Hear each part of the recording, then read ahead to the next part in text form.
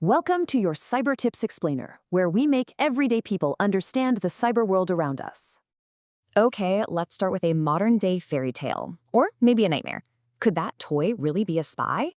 Well, it's not science fiction. Even things like smart Barbies are being used for actual surveillance. And that one toy, think of it as a tiny Trojan horse, opening the gates to your home. It's all part of the Internet of Things, a giant web of connected devices right under our noses. In fact, intelligence chiefs are literally calling this the golden age of surveillance.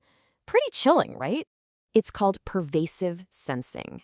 Basically, a massive new doorway for hackers to walk right into our lives. Just a few years ago, we were talking billions of these devices. Now, in 2026, it's just exploded. So yeah, every single smart device you own is a potential backdoor for spies and hackers. Your smart TV, that baby monitor, even your robot vacuum, they're all listening, watching, and mapping. It's like we're all living in glass houses. So how can you actually fight back?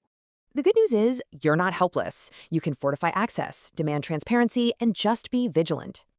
It really comes down to this choice. Are you going to be a powerless victim or an empowered guardian?